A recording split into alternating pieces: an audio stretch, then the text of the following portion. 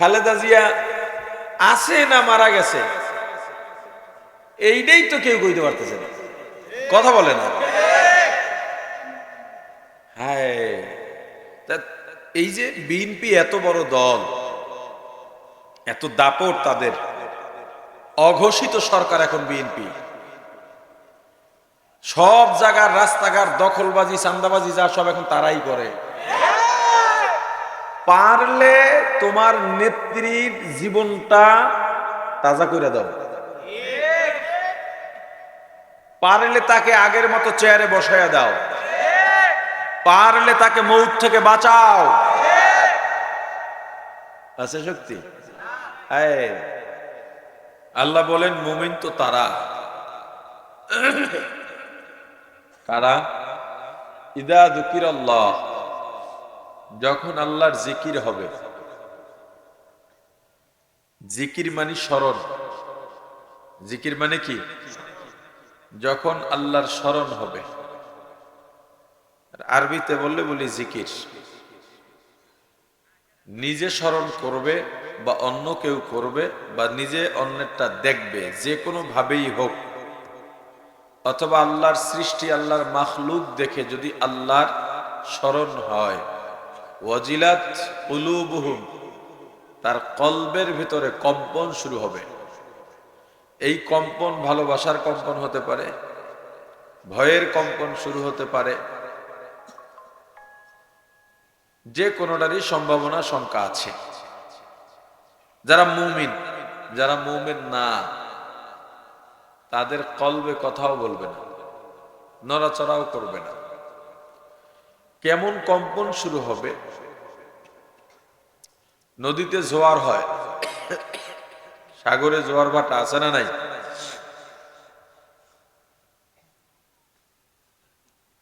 সব সময় কি ঘোল পড়ে? আপনারা বোঝেন এটা, ঘোল বোঝেন? নদী এলাকার মানুষ না হইলে বুঝেই তো তার এক মুশকিল, কিন্তু নেটের কারণে তো সবাই বোঝার কথা, সবাই তো দেখে এগুলো। জোয়ার ভাটা বোঝেন? যে পানি সকালে এদিকে আসতেছে, প্রবল বেগে আস্তে আস্তে পুরা খাল বিল ভরে গেছে, আবার দুপুরের দিকে উল্টা যাওয়া শুরু করছে, এই পানি টানতে টানতে একবার চলে গেল, ভাটা লাগলো। এই যে জোয়ার ভাটার যে স্রোত, এই স্রোতে মাঝে মাঝে ঘোল পড়ে, ঘোল। আপনারাও তো নদীর মানুষ, বিশাল নদী, জোয়ার ভাটা নাই আছে না? ঘোল বোঝেন না? পানির মধ্যে যে পাক খায়, তৈলেই তো হয় পাক খায়। এই পাক সব সময় খায় না। স্রোত যখন তীব্র হয় কিংবা পানিতে জলোচ্ছ্বাস ওঠে, তখন ঘোল পড়ে, এবং এত বড় ঘোল পড়ে বিকট শব্দ করে। ঘোল মানে হলো পানিটা চারিদিক থেকে ঘোরে, মাঝখানটা গর্ত হইয়া এটার ভিতরে বিশাল পাক খায়। ট্রলার যাক ওই ঘোলে খাইয়া ফেলায়, মানুষ গেলে তো কথাই নেই, ওখান থেকে উঠতে পারে না। এমনকি জাহাজ পর্যন্ত ঘোলে টাইনা পানির নিচে নিয়ে যায়। আশপাশের যত ময়লা আছে সব ঘোলে খাইয়া ফেলায়। এরপরে এই ময়লা কই যায় কেউ জানে না, এই ময়লা আর পাওয়া যায় না। চারপাশের সব ময়লাগুলো ঘোলের মধ্যে চলে যায়। হ্যাঁ, বান্দার কলবে যখন আল্লাহর স্মরণ বা জিকির এইভাবে তীব্র হবে, বান্দার কলবে তখন আল্লাহর মোহাব্বত আর ভালোবাসার একটা ঘোল পড়ে। তীব্র না হলে পড়ে না। এই ঘোল এত মারাত্মক হয়, কলবের গুনার যত ময়লা আছে সব ঘোলে খাইয়া ফেলায়, কলবটা সাফ হয়ে যায়। শয়তান যত বড় দোকানি আসুক, ওটা ওই ঘোলের ভিতরে পুরা ভেনিশ হয়ে যায়। আল্লাহর মোহাব্বত বা ভালোবাসা যে কলবে জন্মায় না, ওই কলব আমার এই কথাগুলো বুঝবে না, অনুধাবনও করতে পারবে না। আল্লাহর মোহাব্বত আর ভালোবাসা এটা ভিন্ন এক জিনিস। আল্লাহ ভালোবাসার পাত্র, আল্লাহ ভয় পাবার পাত্র নন। আল্লাহকে শুধু ভালোই বাসা যায়। ভয় পেতে হবে আল্লাহর আযাব ও গজবকে, আল্লাহর গোস্বাকে। কিন্তু আল্লাহকে কি করতে হবে বলে না, কি করতে হবে? ভালোবাসতে হবে। আল্লাহকে ভয় করা যায় না, কারণ আল্লাহর চেয়ে বান্দার এত ঘনিষ্ঠ বন্ধু আর কেউ নাই। বন্ধুকে কেউ ভয় পায়? জোরে বলেন না। কেউ ভয় পায় না। আল্লাহর চেয়ে বড় বন্ধু পৃথিবীতে মানুষের জন্য আর কেউ নাই। এই জন্যে আল্লাহকে শুধু ভালোই বাসা যাবে। ভয় পাবো কিসে? আল্লাহর গোস্বাকে, আল্লাহর আযাব ও গজবকে ভয় পাবো। তো আল্লাহ বলছেন মুমিন তো তারা যারা জিকির হলে কলবে কম্পন শুরু হয়, উথাল পাথাল অবস্থা হয়, অস্থিরতা তৈরি করে। কিসের অস্থিরতা? অস্থিরতা ভালোবাসার, আল্লাহর মহাব্বতের, আল্লাহকে পাওয়ার ব্যাকুলতা তৈরি হয় ভেতরে, আল্লাহর কাছাকাছি হওয়ার। যখন কলবের অবস্থা এমন হয়, তখন যদি সে আল্লাহকে ডাকে তাও মজা পায়, বরং আরো ডাকার জন্য উদ্গ্রীব হয়ে ওঠে। তখন নামাজে দাঁড়াইলে তার এত বেশি মজা লাগে, তার আরো বেশি নামাজ পড়তে মনে চায়, তার তেলাওয়াত করতে ভালো লাগে, আরো বেশি তেলাওয়াত করতে মনে চায়। তখন তার কাছে মনে হয় এই দুনিয়াটা মিথ্যা, এই দুনিয়া কিছুই না। তখন তার মনে চায় আমার দুনিয়ার এই নাপাক জায়গা থেকে ইমানের সাথে আল্লাহ তাড়াতাড়ি মউত দাও। ইমানের সাথে ফিতনা থেকে বাঁচার জন্যে ইমানের সাথে মউত চাওয়া জায়েজ আছে। নরমালি আল্লাহর কাছে মউত কামনা করা কি নাই? জায়েজ নাই। কিন্তু যদি ফিতনা থাকে, আমার ঈমান হারাবার শঙ্কা থাকে, এমত অবস্থায় ঈমানের শর্তে মৃত্যু কামনা করা কি আছে? জায়েজ আছে। এখন আপনার আমার কলবের অবস্থা কি? আমরা তো বয়ান শুনতে আসি, বা জুমায় ভালো খতিব যদি হয়ে থাকেন, আগে আগে মসজিদে চলে যাই। হুজুর দুইটা ঘটনা বলবেন, হোক কোরআন হাদিসের ঘটনাই হোক, ওইটা শোনার জন্য যাই। গল্পে ঘটনায় মানুষের আকর্ষণ বেশি, এটা মানুষের স্বভাব, সত্যগত। গল্প এইটার পরে কি ঘটলো এটা জানার কৌতূহল মানুষের মধ্যে খুব বেশি থাকে। এজন্য গল্প শুনতে মানুষ পছন্দ করে। কিন্তু আমার কল্ব আমি কিভাবে সাজাইলাম? আমার কল্ব কি? কল্ব কি? এই যে আমি কথা বলি, এই যে হাত পা নাড়াই, সব কলবের কারিশমা। কার? আরে বলে না, আমি কে? আমাকে যে দেখেন এটা আমি না। আপনি কে? আপনাকে যে আমি দেখি এটা আপনিও নন। তাহলে আমার পরিচয় কি? কেই বা আমি? আপনার পরিচয় কি? আপনি বা কে? আপনি আমি কে? এক কথায় বলি, নিজে চিনে যাবেন আপনি কে। আগে নিজেকে চেনো। মানুষ যখন নিজেকে চিনতে পারে, এই দুনিয়ার কোনো কাজে ভুল তার দ্বারা আর হবে না। সমস্যা মানুষ নিজেকে নিজে চেনে না। নিজেকে যখন চিনে ফেলবে, তখন সে নিজেই বুঝতে পারবে আমার অবস্থান কোথায়। আমি এই চেয়ারে বসবো, নাকি নিচে বসবো, নাকি দোতলায় উঠবো, নাকি শুয়ে থাকবো, কি করব? নিজেকে চিনলে নিজেই বুঝে যাবে। আমি যখন আমাকে চিনব, আমি গিয়া প্রধানমন্ত্রীর চেয়ারে বসার খায়েশ জাগাবো না। আবার আমার জন্য একটা ছোট্ট কাঠের চেয়ার দরকার, কিন্তু আমাকে যদি আপনি মাটিতে বসতে বলেন, তখন আমার আত্মমর্যাদায় লেগে যাবে, কারণ আমি চিনি আমি মাটিতে বসার মানুষ না। কথা বুঝেন নাই? কথা বুঝতেছেন? এই জন্য নিজেকে চেনা। তা আমি কে? আমার পরিচয় কি? আপনার পরিচয় কি? খুব সিম্পল। ঘরের দরজা বন্ধ করে কিংবা অন্ধকারে জঙ্গলে, পাহাড়ের গুহায়, একাকিত্ব নির্জনে আমি যেটা করে বেড়াই, যেটা দেখে বেড়াই, যেটা ভেবে বেড়াই, ওইটাই আমি। বুঝেন নাই? কি বুঝছেন? ঘরের দরজা বন্ধ, রুমে কেউ নাই, এখন আপনার হাতে মোবাইল, আপনি মোবাইলটা খুলছেন, কি দেখতেছেন মোবাইলে? কার সাথে কথা বলতেছেন?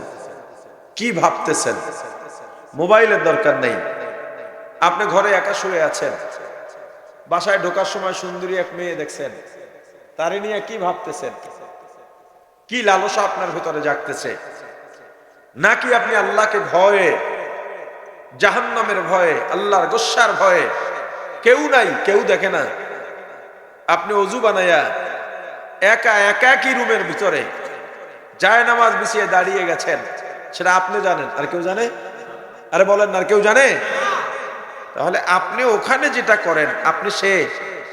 আরে বাইরে কি আমি আপনার সামনে কি ঢোল বাজাইতে বাজাইতে আসবো? গান গাইতে গাইতে আসবো? আমি তো বড় দরবেশ হয়ে আসবো। পতিতালয়ের পতিতারাও তো বাইরে বের হয় বোরকাগাত দিয়া, বাইরে তো সবাই সাধু। তাহলে ভালো কে? মানুষের বলার দরকার নাই, আমি ভালো, অন্য কেউ বলবে সেই আশাও করার দরকার নাই। আমাকে দুনিয়ার মানুষ খারাপ বলুক, আমি জানি আমি কে, এইটার উপরেই সন্তুষ্ট থাকো। অন্যের থেকে জোর করে তোমার প্রশংসা পাওয়ার কোনো দরকার নাই। তোমার উপরে তুমি স্থির থাকো, তুমি চেনো তুমি কে। যেহেতু তোমাকে তুমি চেনো, অতএব তুমি একজন ফ্রেশ মানুষ। যখন বান্দা নিজেকে চিনবে, সে জানে কি কি গুনাহ আছে, চেনার সাথে সাথে মাথা নত হয়ে যাবে যে আমি মানুষের সামনে বড় কথা বলি কিভাবে, আমি তো এইটা। আর তুমি যখন নিজেকে চেনবা না, বড় বড় অন্যায় করার পরও বাইরে গিয়া বলবো বেটা ভালো একটা মানুষ আমার সামনে দেখাতো, হ্যাঁ, কারণ তুমি তো চেনো না নিজেকে। এজন্য নিজেকে আগে চেনা দরকার। আর একটা কথা বলি, কলব আমরা দেখি কি দিয়া? বলে না, দেখি কি দিয়া? দেখায় কে? উত্তর কিন্তু ঠিক হয় নাই। ধরি কি দিয়া? জোরে ধরায় কে? হাঁটি কি দিয়া? হাঁটায় কে? বলি কি দিয়া? আজিব্বা দিয়া। বলি কি দিয়া? বলায় কে? খাই কি দিয়া? খাওয়ায় কে? যতগুলা উত্তর দিচ্ছেন, শুনি কি দিয়া? শোনায় কে? একটা উত্তরও সঠিক হয়নি। আল্লাহ দেখান না, আল্লাহ খাওয়ান না, আল্লাহ বলান না, আল্লাহ হাঁটান না, আল্লাহ ধরান না, আল্লাহ শোনান না। তাহলে পিছনে গডফাদার আছে না নাই? আচ্ছা, আল্লাহ কি বান্দারে দিয়ে গুনার কাজ করান? জোরে বলেন। এটা বিশ্বাস করলেও তার বিশাল বড় ক্ষতি হয়ে যাবে আখিরাতের লাইনে। আল্লাহ কি বান্দারে দিয়া, আপনি একটা মেয়ে দেখছেন, তাকায় আছেন, আপনি একজনের পকেট থেকে টাকা নিয়ে গেছেন, আপনি ওজনে কম দিচ্ছেন, নিজে বেশি নিছেন, এটা কি আল্লাহ করাইছেন? জোরে বলেন না। আপনি বিড়ি ধরে টানতেছেন, এই বিড়ি কি আল্লাহ ধরাইছে আপনার হাতে? তা আল্লাহ তো করার নাই। করাই লোকে, শয়তানও করায় নাই। আচ্ছা, আপনাকে বলা হলো ভাই চলো আজকে হোটেলে খাবো, আপনি বললেন খাইতে মন চায় না। কি বললেন? কথা কয় না। বলেন চলো ওয়াজ শুনতে যাবো, বলে শুনতে। ভাই এই কাজটা করো, বলে করতে। কয় চলো হাতি আসছে, হাতি দেখে আসি। কয় দেখতে। আপনি সবগুলোর ক্ষেত্রে কি বললেন? মন চায় না। বলা দরকার ছিল কি? দেখতে চোখ চায় না, শুনতে কান চায় না, খাইতে জিহ্বা চায় না, মুখ চায় না, বলতে জিহ্বা চায় না, ধরতে হাত চায় না, হাঁটতে পা চায় না। কিন্তু আপনি সব ক্ষেত্রে বললেন কি? মন চায় না। বোঝা গেল মন চাইলে ধরি, মন চাইলে দেখি, মন চাইলে খাই, মন চাইলে বলি, মন চাইলে শুনি। মন কি? কলব। মন কি? কলব। কলব কি? এই আপনি আর আমি, এই যে স্ট্রাকচার আপনার আমার, এইটা আপনিও না আমি, এটা কিছুই না, এটা একটা বাক্স। এই যে কথা বলি, আপনাকে আমাকে সংরক্ষণ করার, আড়াল করে রাখার একটা বাক্স। আমাদের এই বডি স্ট্রাকচারটা কি? একটা বাক্স। কিন্তু আপনি আমি কই? বাক্সের ভিতরে। আপনি আমি যখন থাকবো না, বাক্সের 4 পয়সার দাম কেউ দেবে না, 1 পয়সার দামও দেবে না। আমার চাচি মারা গেছে গত মাসে, আপন চাচি। খাটের উপরে লাশ রাখছে, এখন খাটটা যে ঢাকবে, এজন্য আমার চাচতো ভাই, ওদের বউ, চাচতো বোনেরা আমার চাচির হাতে কেনা নতুন বিছানার চাদর দিতে রাজি হয় নাই, পুরান একটা চাদর দিয়ে খাট ঢাকছে। বাক্সের কি নাই? দাম নাই। দাম নাই বলে বাজারের সবচেয়ে কম দামি কাপড় কিনে আমাদেরকে মাটিতে রাইখা দেয়, একটা বালিশও দেয় না। তাহলে যতই এই বাক্সটাকে সাজান, লাভ আছে? লাভ আছে? সাজাইতে হবে কোনটাকে? আপনাকে আমাকে সাজাইতে হবে। সে আপনি আমি কি? ফল। এই বাক্স যদি মরে যাইতো, বাক্স বাঁচাই রাখার সিস্টেম ডাক্তারদের কাছে থাকতো। বাক্স মরে না, মরে যেটা সেটা কল্প, মানে স্থানান্তর হয়। আর এটা দুনিয়ার কেউ দেখে না, কেউ এটা বোঝেও না, উপায় নেই। কি এক সিস্টেম! এত বেশি বাহাদুরি দেখাও, এই জায়গায় কেউ বুঝতে পারলা না আজরাইল কখন আসবে। যদি কেউ একটু বলতে পারতা। সুযোগ আছে বলার? খালেদা জিয়া আছে না মারা গেছে, এইটাই তো কেউ কইতে পারতেছে না, কথা বলে না। হ্যাঁ, এই যে বিএনপি এত বড় দল, এত দাপট তাদের, অঘোষিত সরকার এখন বিএনপি। সব জায়গার রাস্তাঘাট দখলবাজি, চান্দাবাজি যা সব এখন তারাই করে। পারলে তোমার নেত্রীর জীবনটা তাজা করে দাও, পারলে তাকে আগের মতো চেয়ারে বসাইয়া দাও, পারলে তাকে মৌত থেকে বাঁচাও। আছে শক্তি? তাহলে আপনার আমার পেছনে যারাই কাজ করে, যে কাজ করে, সেটার মূল হলো কলব। মূল কি? আর জোরে বলেন না, কলব। এই কলব যদি কারো ভালো থাকে সে ভালো, কলব যদি কারো খারাপ হয়ে যায় সে অসুস্থ হয়ে যাবে। তার ঠিকানা হবে জাহান্নাম। না, তার ঠিকানা হবে জাহান্নাম। আল্লাহ বলছেন যখন জিকির হবে, জিকির অর্থ স্মরণ, জিকির অর্থ, তো আল্লাহ কার স্মরণের কথা বলছেন? আর ভাই কথা বলেন না, আল্লাহর স্মরণের কথা বলছেন। আল্লাহর স্মরণ দুই ভাবে হবে। কয় ভাবে? একটা হলো জবান থেকে, যেটাকে আপনি লিসানি বলতে পারেন, বা জবানি বলতে পারেন, বা কৌলি বলতে পারেন। আর একটা হলো কাজের মাধ্যমে হবে, সেটাকে ফেলি বলতে পারেন বা আমলি বলতে পারেন। জিকির দুই ভাবে হবে। একটা হলো জবানের মাধ্যমে, জবানের জিকিরের মধ্যে জিকির কি কি? সুবহানাল্লাহ, আলহামদুলিল্লাহ, আল্লাহু আকবার, লা ইলাহা ইল্লাল্লাহ। আপনি যদি পীরের মুরিদ হন, আর পীর যদি আপনাকে আপনার কলব ঠিক করার জন্য ইল্লাল্লাহ বলতে বলেন, তখন আপনার জন্য ইল্লাল্লাহ একটা জিকির। তবে নরমালি ইল্লাল্লাহ জিকিরের অন্তর্ভুক্ত না, এটা শুধু ঔষধ হিসেবে ব্যবহার করা হয়। কথা বুঝছেন কিনা? এরপরে জিকির আল্লাহ, আস্তাগফিরুল্লাহ, নাউজুবিল্লাহ জিকির, দরুদ শরীফ, তেলাওয়াত, এই অনেকগুলো জবানের জিকির আছে।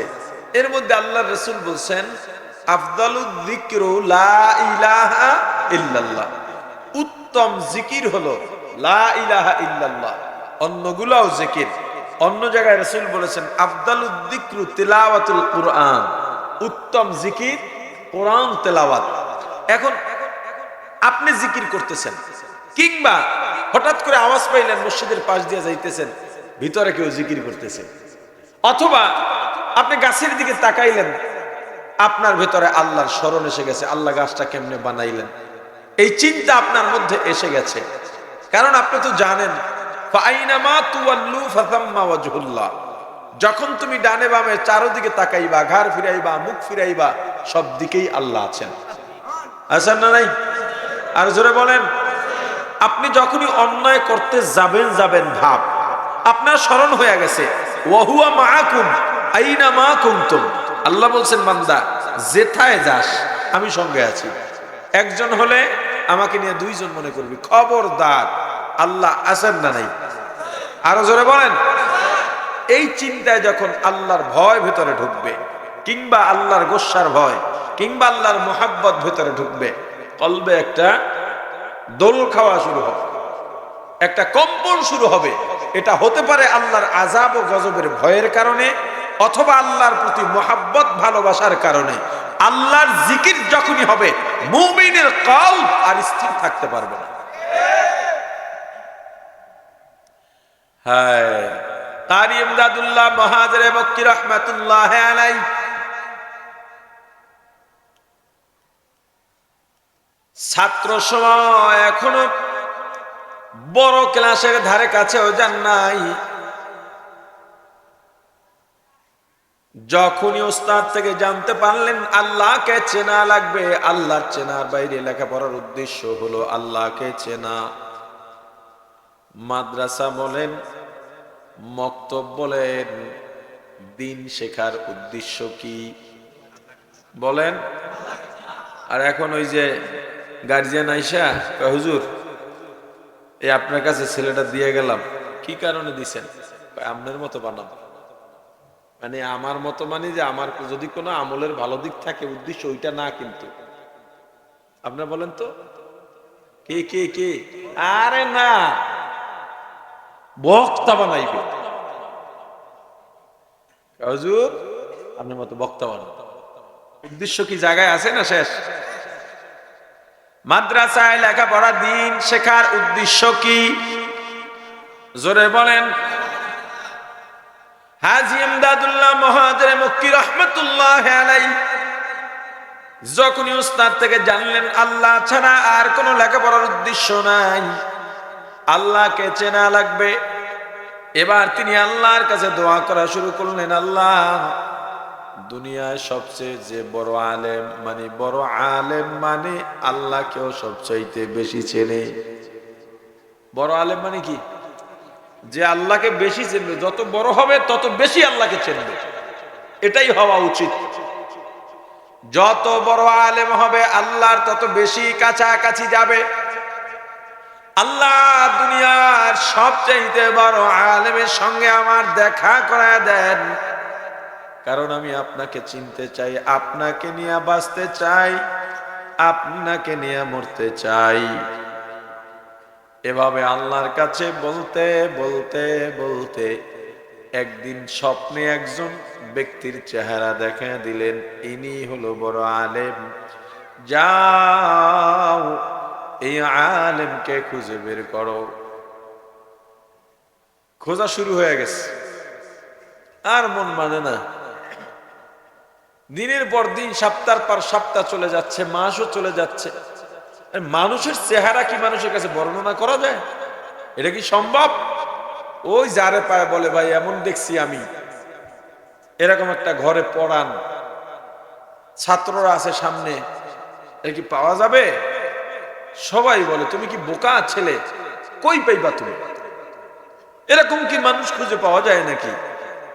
আর আল্লাহ চাইছিনি এইটা, যে দেখি ও কতটুকু আগ্রহী হয়, কতটুকু খুঁজে বের করতে পারে। একজন হঠাৎ বলল, তুমি যেই সিফতের কথা বলছো, এই সিফতের একজন মানুষ অমুক গ্রামে অমুক মক্তবে বসবাস করে, গিয়ে দেখো তুমি যাকে খোঁজো তিনিই সেই কিনা। হাজী ইমদাদুল্লাহ মহাজরে মক্কি রাহমাতুল্লাহ আলাইহি ঠিকানা মতো দ্রুত গতিতে আগালেন। যখনই মাদ্রাসার সামনে যান, দেখেন বারান্দায় চেয়ার নিয়ে একজন বসে আছেন, যাকে স্বপ্নে দেখেছিলেন। সামনে গিয়া সালাম দেওয়ার সঙ্গে সঙ্গে সালামের জবাব নিয়ে চেয়ারে বসা বুজুর্গ বলেন, আয় মেরে বেটা এতনি দের কেউ হুয়া, এ আমার ছেলে এত দেরি কেন হলো? মানেটা কি? এই কথাগুলো বুঝাবার নয়, বুঝে নেওয়ার বিষয়।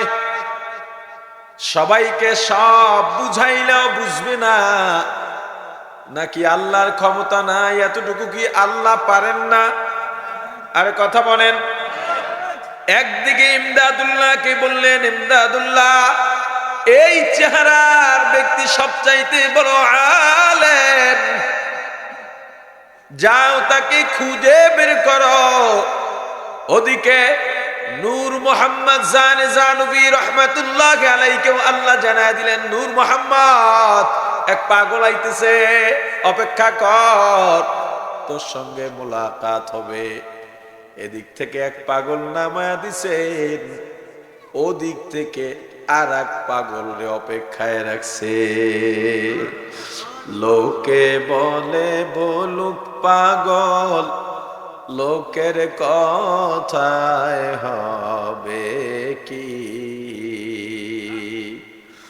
আমি ঝাঁপ দিয়েছি মাওলার প্রেম সাগরে, আমি ডুব দিয়েছি মাওলার প্রেম সাগরে। মাওলা ছাড়া আবার কি লোকে বলে বলো।